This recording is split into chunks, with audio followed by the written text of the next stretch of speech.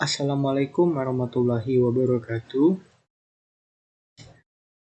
Baiklah, nama saya Debi Rama Syukri. Saya dari Prodi Rekayasa Sistem Komputer NPM 2002017. Di sini saya akan menjelaskan berbagai macam perintah yang ada pada sistem operasi Linux. Yang pertama-tama yang harus kita lakukan yaitu login terlebih dahulu.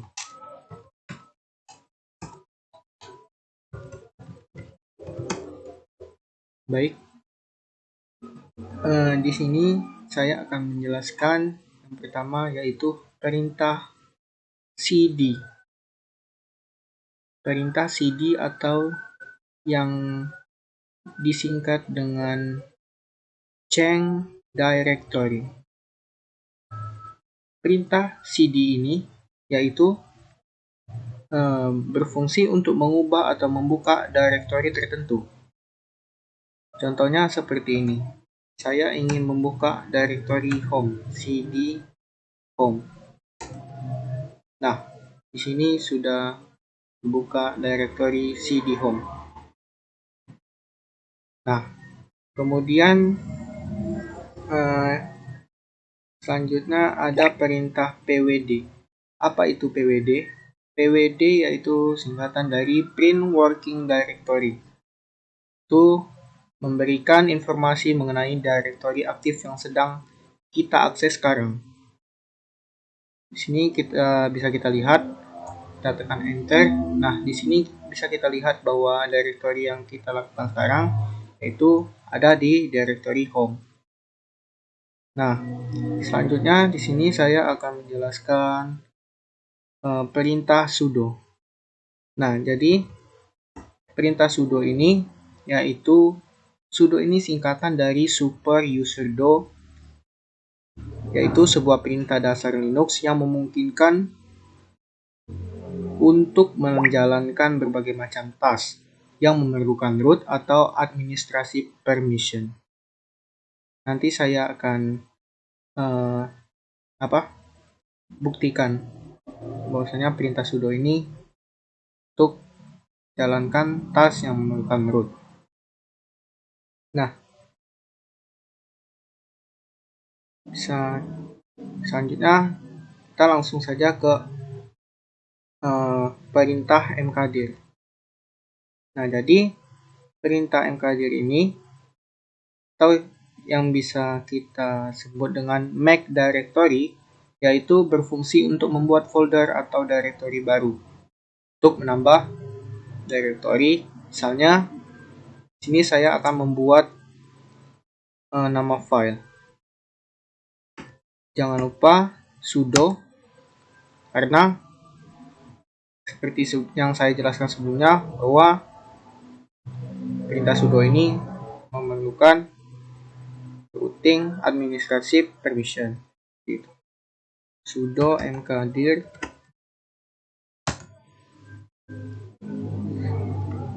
uts jaringan. Nah, sini memerlukan password administrasi permission, kita masukkan passwordnya. Nah, selanjutnya saya akan menjelaskan perintah ls. Nah, jadi apa itu perintah ls? Perintah ls ini berfungsi untuk mengetahui konten apa saja yang terdapat dalam working directory atau directory aktif yang bisa kita gunakan, seperti itu. Nah, jadi perintah ls ini berfungsi untuk lihat directory yang kita buat sebelumnya juga bisa. Sini ls, kita tekan enter. Nah, di sana telah terbuat file yang setelah kita buat tadi, yaitu uts jaringan. Nah, kemudian saya akan menjelaskan perintah touch. Nah, jadi perintah touch ini yaitu digunakan untuk membuat file baru dengan berbagai jenis format seperti txt, zip, maupun html. Untuk membuat file dengan format teks di directory dokumen. Misalnya seperti ini.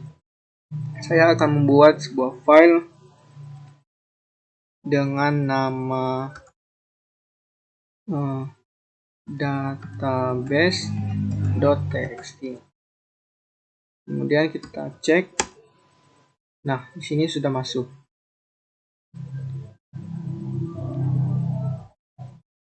Nah, kemudian saya akan menjelaskan sudah perintah chmod.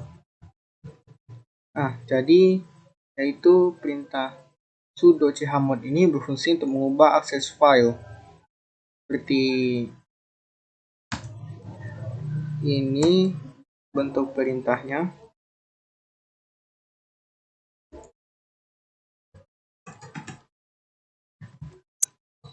Nah, jadi sudo chmod a plus rw. Nah, jadi ini perintah rw ini supaya file tersebut bisa di read dan write. Artinya bisa dibaca dan juga ditulis. Dan enter. Nah, setelah kita ubah di sini, selanjutnya kita perintahkan sudo cat. Saya akan menjelaskan apa itu perintah cat. Jadi, sebagaimana namanya, perintah cat atau concatenate berfungsi untuk menggabungkan files, dan juga perintah cat ini juga menawarkan beberapa fungsi lain, seperti mengetahui konten suatu file, dan juga membuat file baru. Perintah cat ini juga bisa untuk menuliskan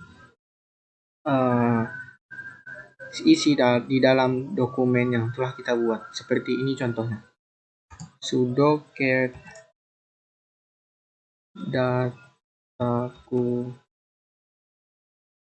database.txt.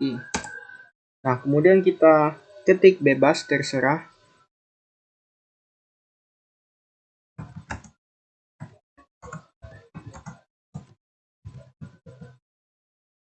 Terserah ingin diisi apa saja, bebas. Seperti ini. Welcome to my database yang saya ketik di sini. Kemudian nah, setelah kita buat, kita cek apakah sudah berhasil.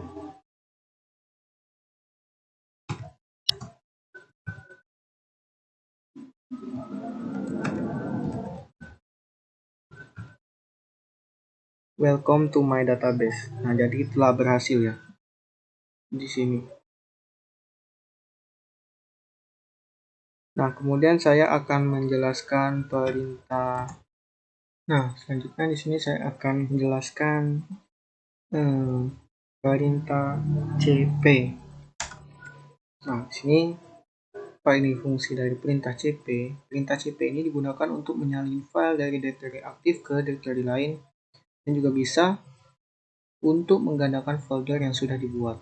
Nah, contoh sekarang ini saya akan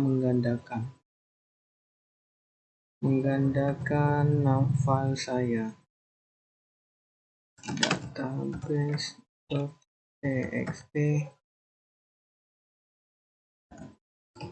database2.txt.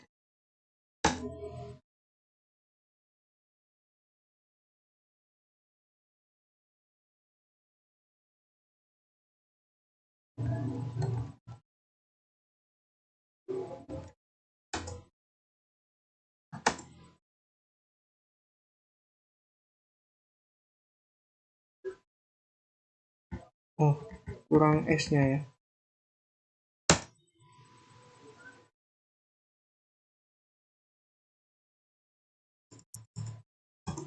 Nah, coba kita lihat. Nah, ini sudah tergandakan menjadi database 2. Jadi sudah saya gandakan. Nah, kemudian di sini saya akan menjelaskan perintah df. Nah, perintah df ini berfungsi untuk memperoleh informasi mengenai penggunaan disk space system. serta mengetahui berapa banyak kapasitas yang tersisa. Nah, bisa lihat di sini.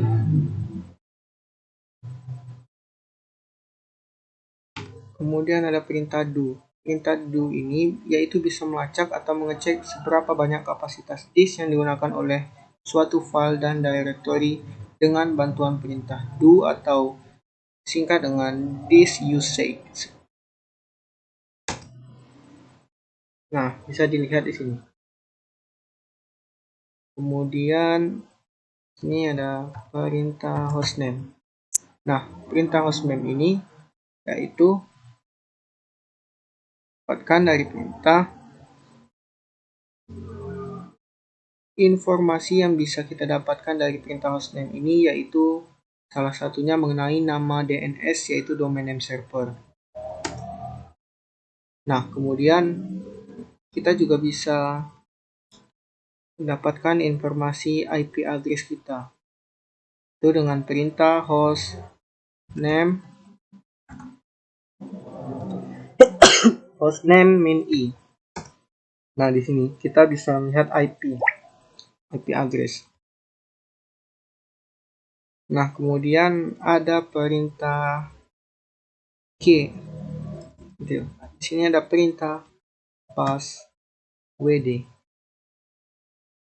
Nah, perintah passwd ini yaitu untuk mengganti password.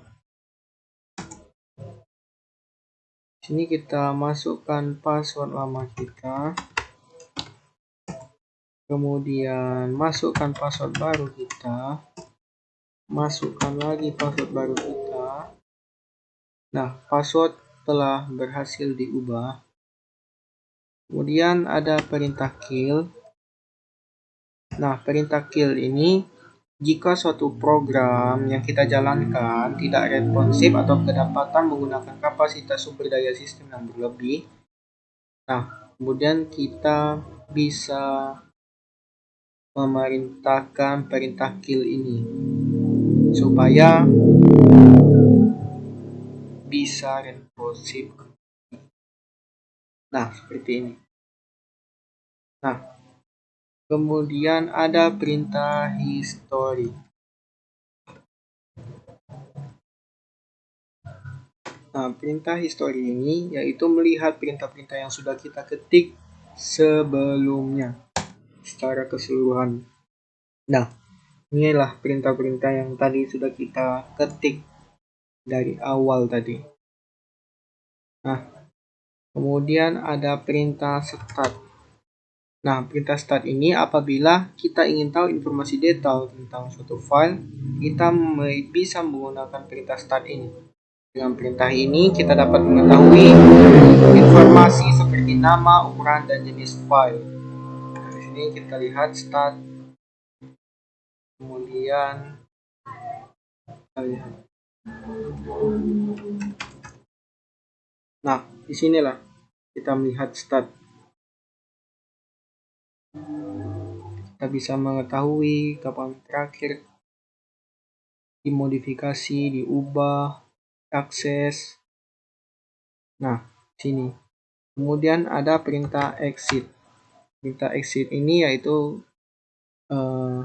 kita keluar dari command line.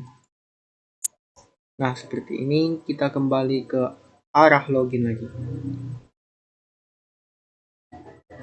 Kita masukkan user, masukkan password. Nah, kemudian sini saya akan menjelaskan perintah terakhir yaitu perintah power off. Nah, power off ini yaitu perintah penonaktifkan sistem dengan mematikan board sistem. Nah, seperti ini. Nah, mungkin itu saja sekian dari penjelasan perintah-perintah yang ada pada sistem operasi Linux. Apabila masih banyak kesalahan, saya mohon maaf. Wabillahi taufiq wal hidayah. Wassalamualaikum warahmatullahi wabarakatuh.